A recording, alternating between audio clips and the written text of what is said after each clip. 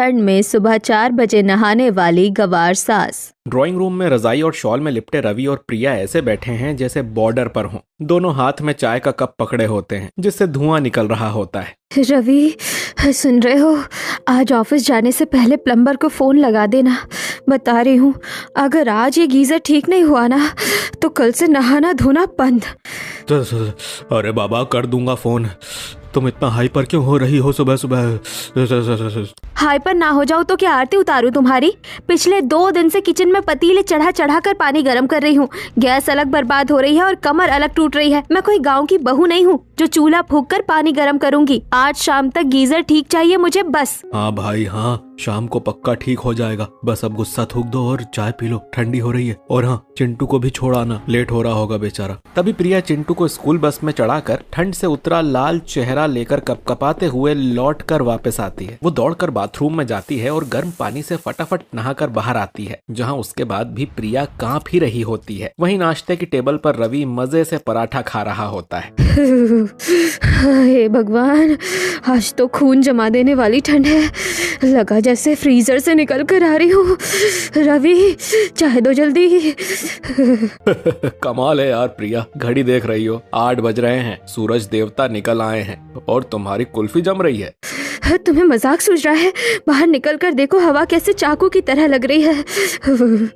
अरे कैसी हवा? हमारे गांव में मेरी माँ को देखो, उम्र 60 साल है, लेकिन मजाल है कि जो ठंड उन्हें छू भी जाए। सुबह 4 बजे जब तारे भी सो रहे होते हैं ना, तब वो कुएं के ठंडे पानी से नहा लेती हैं। गांव में सभी औरतें 4 बजे ही नहा लेती हैं और एक तुम हो, 8 बजे भी थर थर कांप रही हो। ओह हेलो, प्लीज अपनी माँ के पुराण मत शुरू करो। वो गांव में रहती है, उनकी चमड़ी लोहे की होगी। मैं शहर में पली बड़ी हूँ। और सुनो, ये सुबह 4 बजे नहाने वाली गवार हरकतें उन्हें ही मुबारक हो। शहर में ऐसी पागलपन की उम्मीद किसी से मत करना। इंसान हूँ मैं, कोई पेंगुइन नहीं। अरे मैं तो बस बता रहा था। बताना भी मत। शहर के लोग अक्लमंद होते हैं, ठंड में जान नहीं देते। ऐसे ही पूरे दिन का समय बीत जाता है, जहाँ अगले दिन भी गीजर खराब पड़ा हुआ था। वहीं बाथरूम में चिंटू के रोने की आवाज आ रही थी और प्रिया भी दरवाजे पर खड़ी हुई थी। मम्मी, पानी बहुत ठंडा है, मैं नहीं नहाऊंगा, मेरे हाथ जम जाएंगे। देख लिया, खुश हो गए? अब कहा था ना कल प्लम्बर बुला लेना, पर नहीं, साहब को तो फुर्सत ही नहीं है। अब भेजो बच्चे को बिना नहाए स्कूल। बीमार पड़ गया तो डॉक्टर का बिल तुम भरना। अरे यार, वो प्लम्बर का फोन नहीं लगा। छोड़ो ना, एक दिन नहीं नहाएगा तो पहाड़ नहीं टूट जाएगा। तभी प्रिया चिंटू को बाथरूम से बाहर निकालती है। आजा बेटा बाहर, रहने दे, आज ऐसे ही स्कूल चला जा। रुक, थोड़ा परफ्यूम लगा देती हूँ, किसी को पता नहीं चलेगा। हाँ, ये आइडिया सही है। और सुनो प्रिया, मैं आज ऐसे ही निकल रहा हूँ। इतनी ठंड में ठंडे पानी से नहाकर मुझे निमोनिया नहीं करवाना। शाम को पक्का बनवा लूंगा। हाँ हाँ, जाओ, बड़ी बातें कर रहे थे माँ की। 4 बजे नहा लेती है, खुद की बारी आई तो भीगी बिल्ली बन गए। जाओ, अब ऑफिस के लिए देर हो रही है। इतना सुनते ही रवि चुपचाप वहाँ से चला जाता है। वहीं शहर की चकाचौंध से दूर जहाँ गांव में एक कच्चा मकान है, जिसमें घड़ी में सुबह के 4 बज रहे हैं। बाहर घना कोहरा और अंधेरा था। कमरे के अंदर सुमन रजाई में खुद को स्प्रिंग रोल की तरह लपेट कर सो रही होती है। तभी कावेरी वहाँ आती है। अरे ओ लाडो, उठ जा बेटिया, देख तो मुर्गा कब का बोल चुका है और तू अभी तक कुंभकर्ण की नानी बनी सो रही है। उठ जा। ओफ माँ, क्या है? अभी रात ही हो रही है, बाहर देखो जरा, अंधेरा हो रहा है, मुझे सोने दो। अरे काहे का अंधेरा, सूरज देवता निकलने वाले हैं। अब क्या आरती उतारूंगी तब उठेगी? छोड़ी रजाई, जबानी में इतना आलस अच्छा नहीं होवे। उठ। माँ, बाहर अंधेरा है, आपका सूरज का टॉर्च लेकर निकलेगा? अभी 4 बजे कौन सा सूरज निकलता है? रहने दो ना प्लीज। अरे सूरज निकले या ना निकले, हवा तो चल रही है ना। ये ताजी हवा शरीर में लगेगी तो बुद्धि खुलेगी। चल खड़ी हो जा, वरना लोटा भर पानी डाल दूंगी मुँह पे। हाय राम, कैसी माँ हो आप? कसाई भी बकरे को सुबह 4 बजे नहीं उठाता। उठ रही हूँ, मेरी किस्मत ही फूटी है। घर के खुले आंगन के बीच में एक हैंडपंप लगा हुआ था और कोहरा इतना था कि हाथ को हाथ न दिखे। वहीं सुमन एक मग पानी हाथ में ऐसे लिए खड़ी थी जैसे बम डिफ्यूज कर रही हो। ठंड से उसके दांत भी किटकिटा रहे थे। वहीं बगल में कावेरी देवी ठंडे पानी से नहा धोकर तैयार हो चुकी थी। अरे माँ, ये पानी है या बर्फ का गोला? मेरी उंगलियां सुन्न हो गई हैं। मैं जम जाऊंगी माँ, मैं स्टैचू बन जाऊंगी यहीं पे। अरे काहे की बर्फ, ये तो अमृत है, अमृत। देख मुझे, मैं तो नहीं काँप रही। तुम आजकल के बच्चे ना रुई के जैसे हो गए हो। जरा सा पानी लगा नहीं कि हाय मैया शुरू। बहुत बड़ी गलती कर दी जो हॉस्टल से घर आ गई। वहाँ कम से कम 9 बजे तक सोती तो थी, शांति थी वहाँ। यहाँ तो मुझे सजाए काला पानी मिल रही है। भगवान अगली बार छुट्टियाँ कैंसिल कर देना, पर यहाँ मत बुलाना। बड़बड़ा मत, मुँह में पानी डाल और कुल्ला कर। शरीर पत्थर जैसा मजबूत बनेगा मेरी तरह। देख 60 की उम्र में भी एक दवाई न खाती मैं, और तुम लोग का जवानी में ही बुढ़ापा आ गया है। माँ, आपका शरीर स्टील का होगा, मेरा तो हाड़ मांस का है। हाय रे ठंडी। नहाने के बाद सब आंगन में आग के पास बैठ जाते हैं, जहाँ सुमन शॉल में लिपटी हुई अभी भी कांप रही थी। कावेरी के पति रामलाल भी नहा धोकर तैयार हो चुके थे, पर उन्हें भी थोड़ी ठंड लग रही थी। तभी वहाँ कावेरी देवी आती है। कावेरी, आज तो ज्यादा ठंड है, जरा अदरक कूट कर एक कड़क चाय तो पिला दे तो जान में जान आए। हाँ माँ, जल्दी बनाओ। और मुझे ये बताओ, जब इतनी ठंड लगती है, दांत बजते हैं, तो नहाने की जरूरत क्या है 4 बजे? क्या हो जाएगा अगर 8 बजे धूप निकलने पे नहा ले तो? पहाड़ टूट पड़ेगा क्या? अरे अकल की दुश्मन, तुझे क्या पता भोर के स्नान का महत्व? ये गाँव की परंपरा है। जब ठंडे पानी से नहाते हैं ना, तो शरीर का आलस भाग जाता है, खून सरपट दौड़ता है। हमारे दादा परदादा ऐसे ही 4 बजे उठते थे, तभी तो 100, 200, 150 साल जीते थे। और तुम शहर वाले 40 की उम्र में घुटने पकड़ के बैठ जाते हो। सुबह नहाने से शरीर हल्का रहता है और उम्र बढ़ती है, समझी? हे भगवान, फिर शुरू हो गया इनका बाबा आदम के जमाने का रेडियो। देखो माँ, आपके प्रवचन से शरीर गर्म नहीं होगा, चाय से होगा। हटिए, मैं ही बना लेती हूँ। अगर आपकी बातें सुनती रही तो 100 साल का तो पता नहीं, पर आज ठंड से मेरी 13वीं जरूर हो जाएगी। इतना बोलते ही सुमन किचन की तरफ चली जाती है। वहीं रामलाल और कावेरी एक दूसरे को देखकर मुस्कुराने लगते हैं। देख रहे हो जी, आजकल के बच्चों में सब्र नाम की चीज ही नहीं है। पर देखना, 4 दिन यहाँ रहेगी तो इसे भी लोहा बना के भेजूंगी। लोहा बने ना बने, पर घर में तूने महाभारत जरूर शुरू करवा दी है। गांव के उबड़ खाबड़ रास्तों में जहाँ चारों तरफ जंगल और झाड़ियाँ हैं और सुबह के 4 बजने की वजह से गहरा काला अंधेरा हुआ पड़ा है और घना कोहरा छाया हुआ है, वहीं रामलाल अपने कंधे पर गमछा डाले तेज कदमों से वॉक कर रहे थे। अचानक एक मोड़ पर गीली मिट्टी की वजह से उनका पैर फिसलता है और वो संभलने की कोशिश करते हैं, लेकिन ढलान ज्यादा होने की वजह से वो सीधे नीचे खाई की तरफ लुढ़कते चले जाते हैं। हे राम, बचाओ, कोई है? रामलाल खाई में गिर ही रहे थे कि तभी ऊपर से पहाड़ी की कच्ची मिट्टी का एक बड़ा सा हिस्सा उनके ऊपर आकर गिरता है, जिसकी वजह से रामलाल मिट्टी के ढेर के नीचे दब जाते हैं और कुछ ही देर में उनकी मृत्यु हो जाती है। और जब कावेरी को पता चलता है तो वो रोते रोते रामलाल का अंतिम संस्कार कर देती है, जिसके बाद से ही घर के आंगन में मातम छा गया था। गांव की सभी औरतें रो रही थीं। रवि और प्रिया अभी अभी ही घर पहुंचे थे, जहां रवि की आंखें नम हो चुकी थीं और वो चुपचाप एक कोने में बैठा हुआ था। वहीं प्रिया 2 स्वेटर पहने होने के बावजूद फिर से वो ठंड से सिकुड़ रही थी। उसे ससुर के जाने का दुख कम और अपनी असुविधा की चिंता ज्यादा थी। तभी वो धीरे से रवि के पास जाती है। रवि, ये कैसी जगह है यार? यहाँ तो शहर से भी 10 गुना ज्यादा ठंड है। मेरे हाथ पैर सुन्न हो रहे हैं। और ये घर, यहाँ तो खिड़कियों में शीशे भी नहीं है, सीधी हवा अंदर आ रही है। प्रिया, बाबूजी नहीं रहे, अभी तो ठंड की शिकायत मत करो। अरे तो मैं क्या करूं? दुख मुझे भी है, पर क्या ठंड में अकड़ के मर जाऊं? मुझे तो अभी से बुखार जैसा लग रहा है। जल्दी निपटाओ ये सब, मुझे वापस जाना है। ऐसे ही बहस और दुख के साथ साथ रात बीत जाती है और अगली सुबह घड़ी में 4 बज रहे थे। घर के अंदर वाले कमरे में रवि और प्रिया सो रहे होते हैं। अचानक हैंडपंप चलने की आवाज आती है, जिसकी वजह से प्रिया की नींद खुल जाती है। तभी वो आंखें पोंछते हुए खिड़की की तरफ देखती है। बाहर का नजारा देखकर उसकी आंखें फटी की फटी रह जाती हैं, जहां वो देखती है कि कावेरी देवी इस जानलेवा ठंड में खुले आंगन में ठंडे पानी से नहा रही थी। रवि जी, उठो जरा, बाहर देखो। क्या है यार, सोने दो ना। अरे देखो तो, तुम्हारी माँ सच में लोहे की बनी है क्या? कल ही उनके पति गुजरे हैं। इतनी ठंड है कि कुत्ता भी बाहर न निकले और वो खुले में नहा रही है। मुझे तो देखकर ही निमोनिया हो रहा है। ये मेरी माँ है प्रिया, इनका नियम हिमालय जैसा अटल है। दुख हो या तूफान, इनका 4 बजे का नहाना नहीं छूटता। पागलपन है ये, इसे नियम नहीं शरीर के साथ जाती कहते हैं। मैं तो 10 बजे से पहले रजाई से मुंह भी ना निकालूं। थोड़ी देर बाद दोपहर का समय हो जाता है, लेकिन तब भी धूप नहीं निकली हुई थी। जहाँ रवि अभी भी चारपाई पर रजाई ओढ़े पड़ा था, तभी कावेरी देवी हाथ में लोटा लिए वहाँ आती हैं और वो अपने जवान बेटे को यूं ऐसे पड़ा देखकर हैरान हो जाती हैं। हे मैया, ई का हो गया मेरे बिटवा को? बचपन में तो ई कड़ाके की ठंड में नंगे बदन अखाड़े में दौड़ लगाता था। मेरा शेर जैसा बेटा आज शहर जाके एकदम छुई मुई हो गया है। जरा सी ठंड बर्दाश्त ना हो रही इससे। शहर की हवा ने इसकी जड़ों को खोखला कर दिया है। अगर ये ऐसे ही रजाई में दुबका रहा तो बीमारी इसे खा जाएगी। नाना, मैं अपने जीते जी अपने बच्चों को इतना कमजोर ना होने दूंगी। अब इनकी डोर मुझे अपने हाथ में लेनी पड़ेगी। देखते ही देखते कुछ समय गुजरता है और प्रिया और रवि अपने घर लौट आते हैं, जहाँ सुबह का समय था।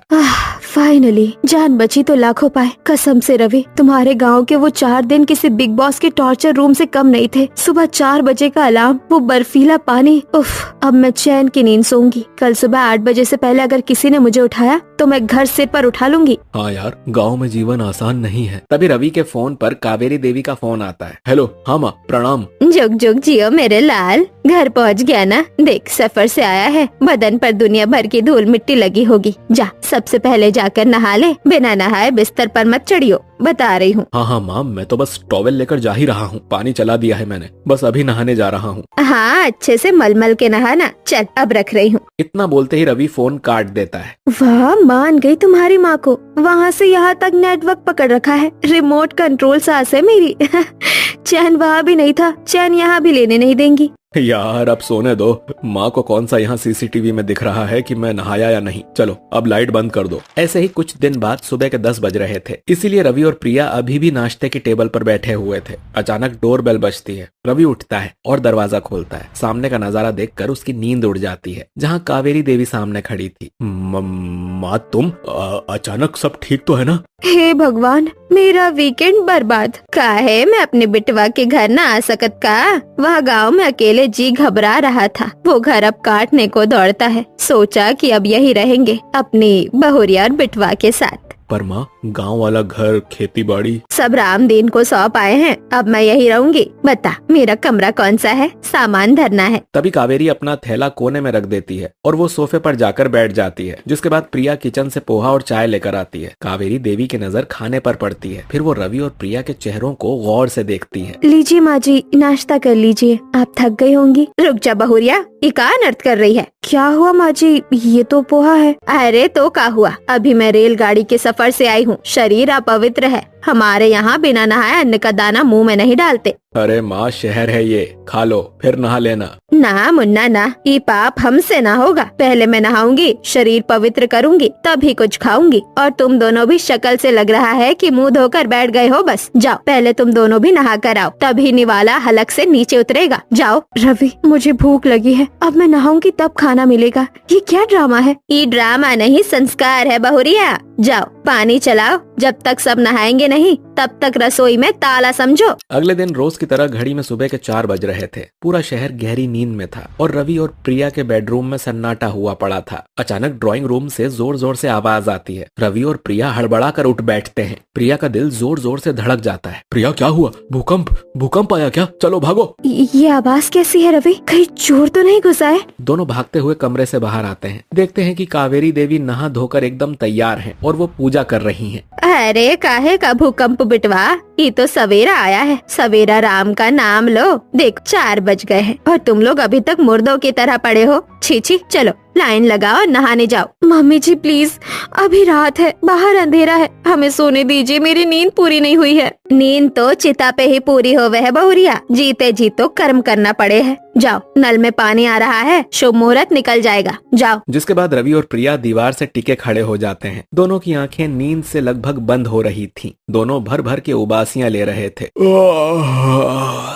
वहीं बगल में कावेरी देवी हाथ में एक छोटा डंडा लेकर सामने खड़ी थी। देखने में बाथरूम के दरवाजे के बाहर का नजारा किसी जेल से कम नहीं लग रहा था। सीधे खड़े हो जाओ, झुकना नहीं। जा रवि, पहले तू जा। अभी नल में ताजा पानी आ रहा है, गर्म करने की जरूरत ना पड़ेगी। माँ, बस 5 मिनट रुक जाओ, बस एक झपकी और ले लेने दो। मैं ऑफिस जाने से पहले नहा लूंगा ना।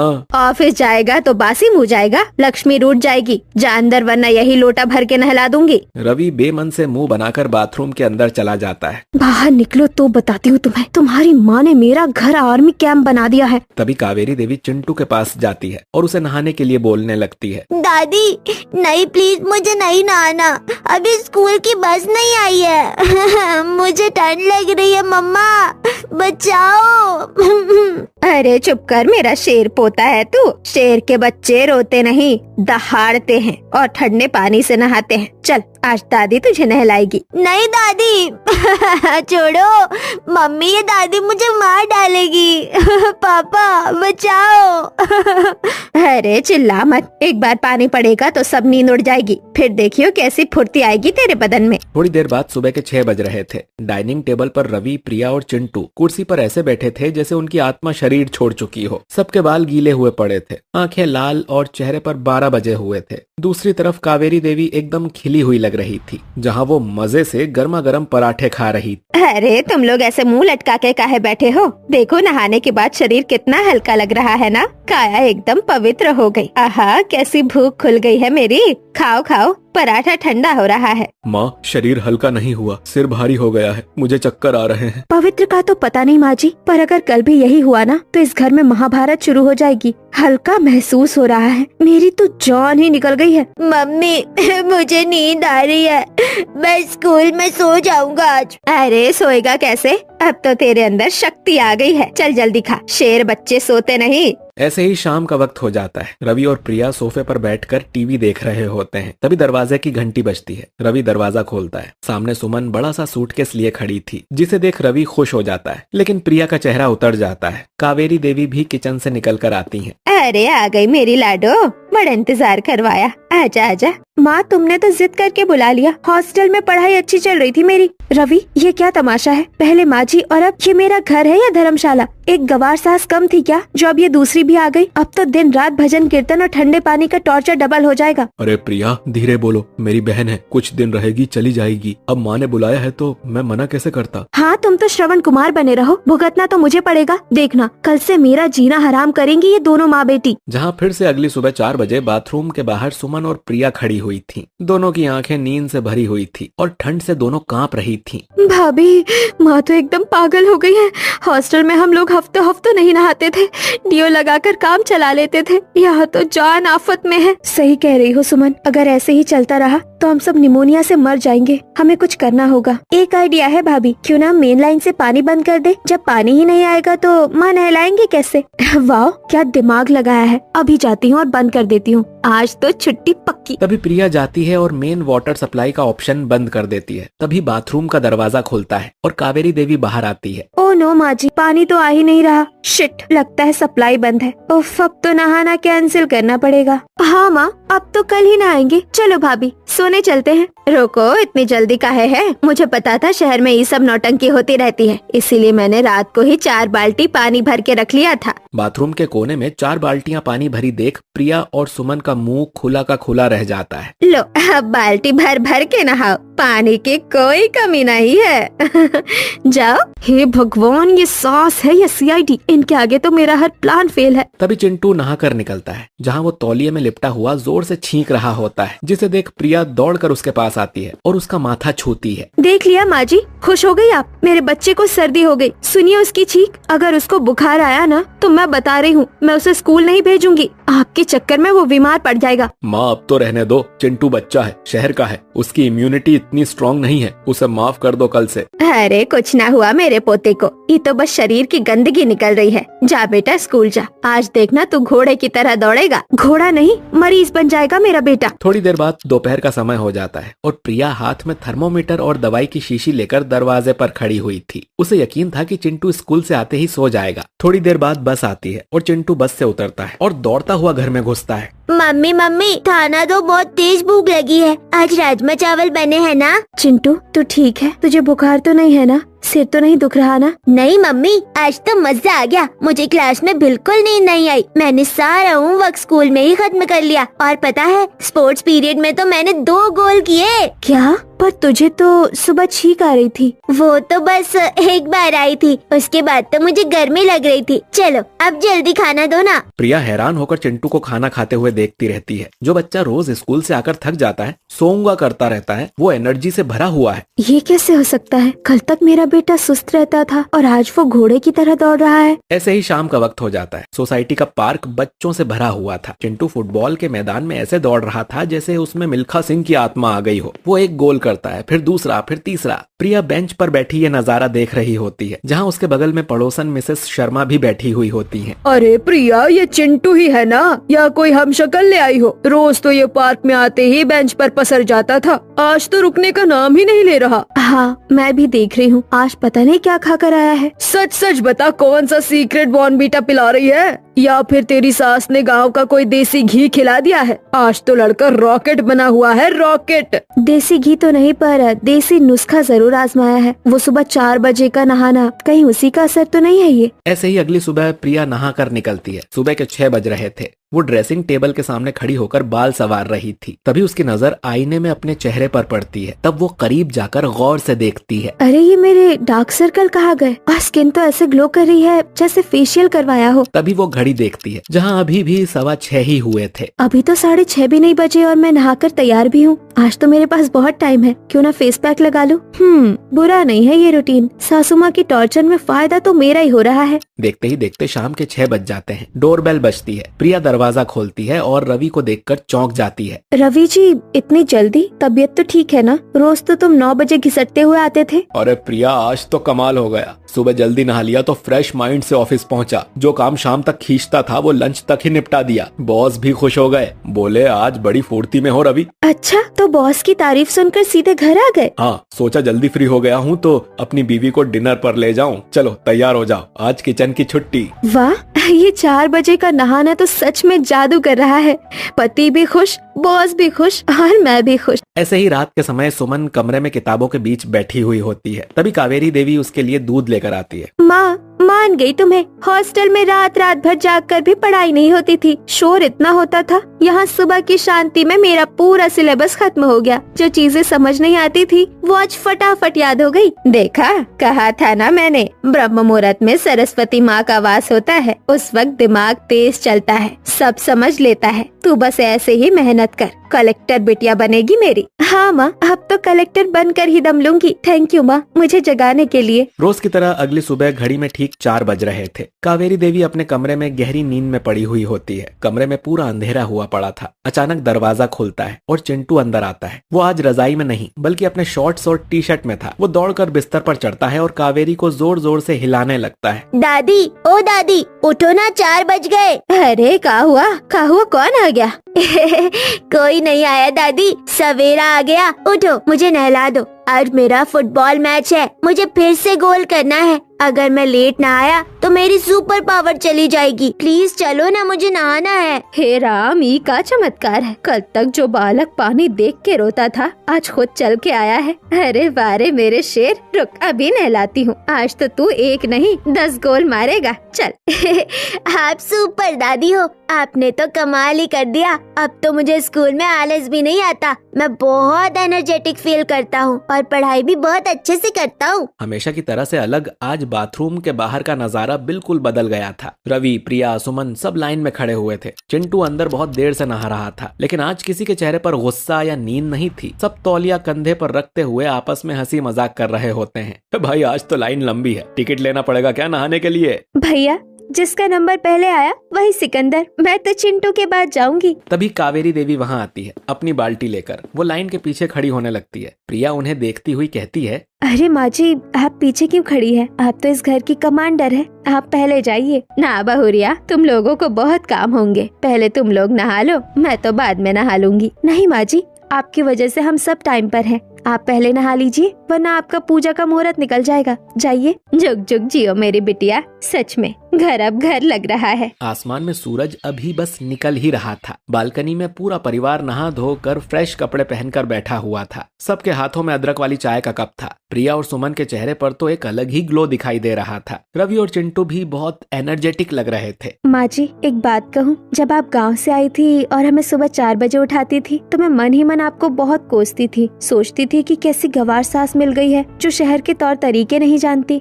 जानती हूँ बहुरिया, तेरे मन में क्या चल रहा था, सब कुछ पता था मुझे। पर आज समझ आया माँ जी, असली अनपढ़ और गवार तो हम थे। हमने किताबों में पढ़ा था early to bed early to rise, पर इसका असली मतलब आपने सिखाया ये 4 बजे का नहाना सजा नहीं, सेहत की चाबी है। आपने हमारे घर को बीमारी और आलस से बचा लिया। सॉरी माँ जी, अब सब कुछ समझ आ चुका है। हमारे बड़े हमारा कभी बुरा नहीं चाहते। अरे हट पगली, अपनों से कैसी माफी। देख बहुरिया, जगह बदलने से शरीर थोड़ी बदल जाती है। शहर की हवा में लोहे को भी जंग जल्दी लगता है और गांव का पानी उसे साफ रखता है। ये जो 4 बजे वाला पानी है ना, ये सिर्फ पानी नहीं, ये तो संजीवनी है। जब भी ठंडे पानी की धार शरीर पे पड़ती है ना, तो सोई हुई नस नस जाग जाती है। जो इस ठंडक को सह गया, समझो वो जिंदगी की हर मुश्किल सह लेगा। इसी में तो लंबी उम्र और सुख का राज छिपा है बहुरिया। जिसने अपनी नींद और आलस को जीत लिया, समझो जंग जीत लिया। अरे भाभी, सिर्फ आप ही नहीं, मैं भी मान गई।